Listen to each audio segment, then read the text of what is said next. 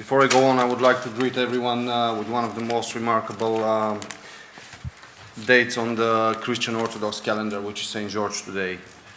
So, in order to briefly introduce myself, I have to say that I work for the Ministry of Economy and Energy in Bulgaria, for the Tourism Policy Directorate. As Olivera presented me, my name is Evgeni Spassov.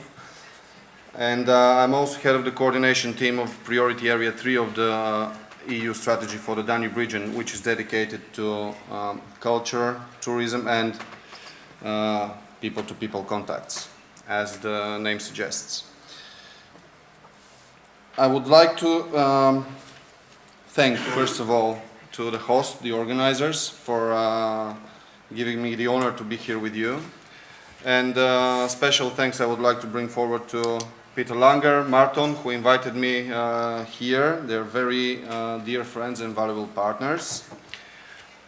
And I would also like to thank Elizabeth here for the pressure she's been exercising on us as coordinators, and she as a representative of the domain of culture in Austria. I have to say that I would typically be talking to people about tourism policy, about tourism development, but today I'm here in my capacity as coordinator of this priority area dedicated to both culture and tourism. So this presses me to point the crucial importance of both these fields on the development of the region, and especially the middle and lower Danube. Creation of jobs, generation of foreign direct revenue, enrichment of social environment, contribution to better and wider intercultural dialogue and understanding, preservation and promotion of local tradition and ethnic diversity, encouragement of tolerance, help to maintain peace and eliminate poverty. These are just some of the marks, of the targets, of the small milestones we have laid our work on. And we all know that the Danube region is appealing for its common history and traditions, culture and arts, which reflect the different communities of the region and its remarkable natural heritage. And from the position of tourism policy expert, I have to say that these are usually deployed in the creation and the design of tourism products, namely cultural routes, ecotourism, hiking, cycling. We've participated in a number of projects in the past years. Wine production, enological, gastronomic tourism too. Some specialized forms of tourism like ornithology, people who travel mainly in the region of the Danube, they travel to the delta to watch birds. So these are some of the aspects we stress on in our work. But in order to be more specific and in order for this presentation to make more sense to you, I would like to first put this in a greater context and give a few details about the priorities we have, about the targets we have in our priority area.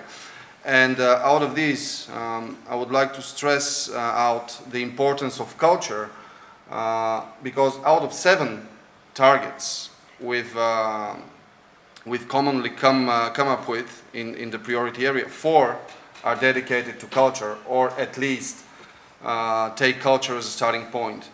I would read them from the notes I've taken here in order not to mistake something. One is the development of new and support of existing cultural routes in the Danube region. And this is something I would like to elaborate a little more on in the next few minutes, towards the end of my presentation. Creating a blue book on Danube cultural identity. Well, please don't ask me what this blue book is, but Peter yesterday made a very profound notion on what the Danube identity is. So with the help of these fine gentlemen here, Elizabeth and more partners we have from the region, I guess that whether it's blue, white or any other color book, hope it's not red, anyway, we'll be able to demonstrate how important this is in the context of European citizenship anyway and European civilization. Ensuring sustainable conservation of cultural and natural heritage through the development of clusters and networks of museums, interpretation and visitor centers. Now, this target is very broadly put, but I would here like to highlight something that Elizabeth and Martin have been working on in the past several months, well, more than a year already, I think it is actually, and which is now turning into something very valuable, creating this interinstitutional platform in the Danube region on culture, which is one of the objectives of the project they're working on. This is the Danube Cultural Dialogue. I'm not mistaken with the name. It's the correct one, right? So hopefully, and if I'm not mistaken, again, this small-scale fund is also part of the same project. So this is something we've supported, and we've always wanted to give a good kickoff to, and we'll be with them through the whole process. And the last one, dedicated to culture, promotion of exchanges in the field of modern art in the Danube region. If I have to be very honest, when I was preparing my presentation here, I was really wondering what useful information I could bring to people of your knowledge in the field of culture. So I now feel even more overwhelmed and even more intimidated in the presence of such experts. So I wouldn't like to elaborate more on the modern art, because I see people around here who can shoot me down all the way to Bulgaria with the information on that particular field. But Elizabeth here mentioned cross-border cooperation as one of the strong points in the field of culture, and out of all domains I mentioned, let's say in terms of tourism and in terms of cultural tourism in particular, I really believe that culture plays a key role, especially in cross-border areas, and this again highlights what I believe about the region, that common regional tourism offering is characterized by complementarity rather than confronting products and then competing. Yes, of course, there is always competition, but we know that cooperation works better to our advantage. Therefore, from all the above, I would like to highlight the development of cultural routes. They most clearly convey the relationship between culture and tourism in the context of social and economic cohesion, which is one of the primary targets of the Danube strategy. Again, this is because their primary values lie in strengthening cross-border, trans-regional, transnational cooperation, but also in the accumulation of various initiatives and projects, as the ones I've already mentioned, but also some upcoming ones. Now, I'll see whether I can use this properly. I wouldn't go through all the slides, I'll just be changing them for you to get the information. I'm sure everyone can read, so no need for me to fill you in on more details. But again, the European cultural routes in the Middle and Lower Danube is a project which was initiated, I have to proudly say, in a dialogue between the Ministry of Economy, Energy, and then Tourism back in 2011. Now it's just Economy and Energy, even though we're still within the ministry. And the Danube Competence Center, which I have to say are one of the most valuable partners we have in the Middle and Lower Danube. They're based in Belgrade. I'm sure you all know about them. So the main objective of the project, of this initiative, because we didn't know whether it would turn into a real project, was the development of two cultural routes and their integration into macro-regional tourism products, whereby Roman heritage and wine production, enoculture, were the main assets. So we were able, back in 2011, to attract Croatia and Romania too, because, well, apart from, besides the role of the Ministry of Economy, we had DCC vouching for Serbia. So we knew that the Republic of Serbia was with us on this.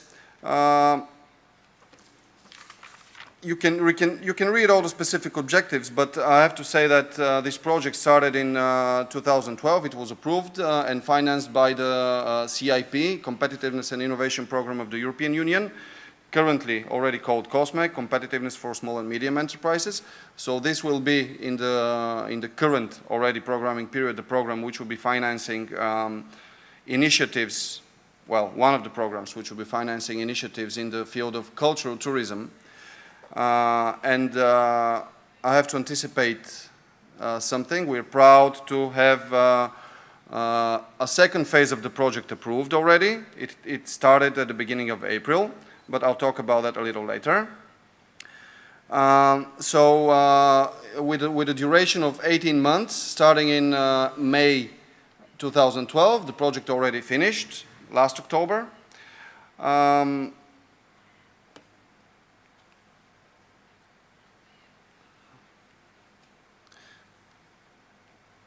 Here I think is, yeah, the second part of the specific objectives.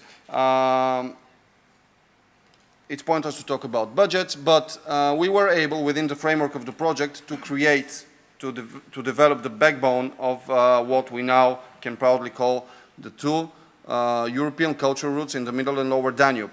So in the partnership network we created, you'll see the partners in the next slide, we were able to choose 20, to select, based on very strict criteria, to select 20 Roman heritage sites in the 4 participating countries, starting from Pula in Croatia through the most remarkable, I guess, Viminacium here in Serbia, the fortress in Belograd Chik, and some other sites in Bulgaria, and then some 5 more in Romania. And also we created something around 20 wine sub-regions, so to speak, not particularly referring to what is considered to be the standard wine regions. So based on the criteria we developed here in the context of the project,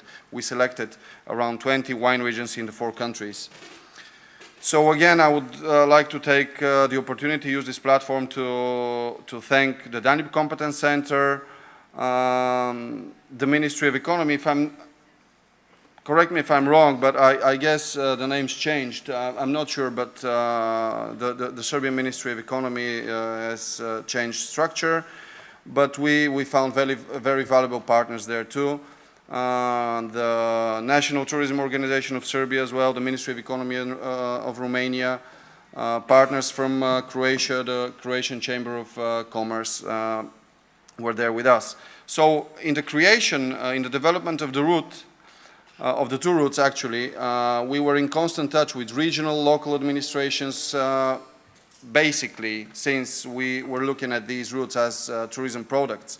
We were mainly in touch with administrations involved in tourism development, but also you can all imagine that this work would have been impossible without the involvement of and the dedicated implication of site management, museums, cultural programs along the track.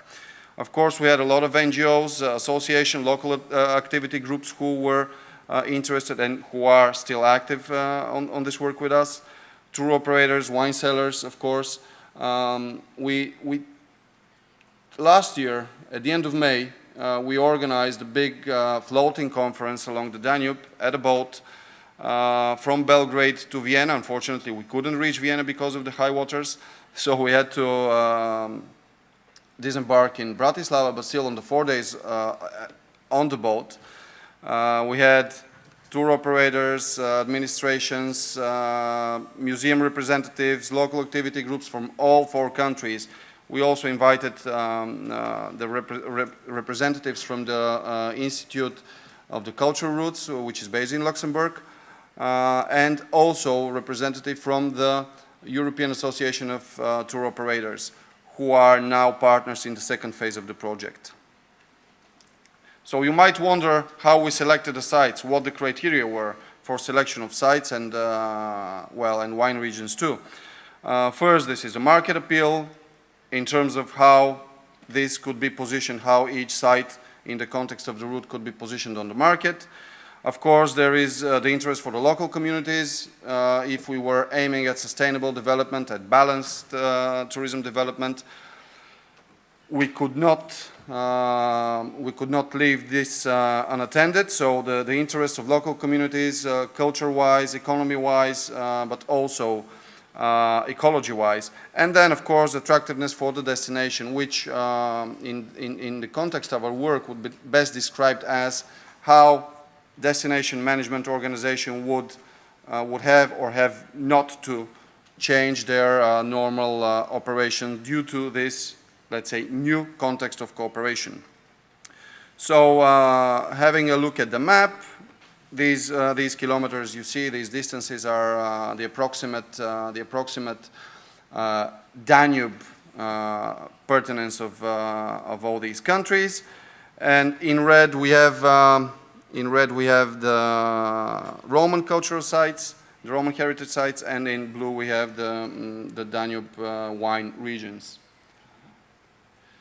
As I said, we already have this second phase of the project running. Unfortunately, the Ministry of Economy and Energy, due to administrative reasons, is not an official partner in the project. This is to my deep, I'm looking for a delicate word, but I'm very sad about that. Yet we were invited by DCC, who are again the lead partner. We were invited to participate as an associate partner, however, with no voting rights. So again, regretfully, due to political changes in Bulgaria last year, we couldn't sign up for the application. As I said, the European Institute of Cultural Routes, I think I've missed a word here, but you all know what it is, will be a key partner in the project because the main objective of this second phase is the certification of the route by the Institute of Cultural Routes of the Council of Europe. This goes through the creation of a management board. This goes through the creation of a scientific committee, attracting specialists, experts like you, but also academia from all 4 countries. And of course, we hope that with the certification of this route, and when I say this route, I mean one route, because not both of them can be certified, because you all know what the criteria are for certification. And we chose the Roman Emperor's route to be our lead theme, with the complementarity of the wine culture, which is also representative, but we chose it to be a complementary one. So we really hope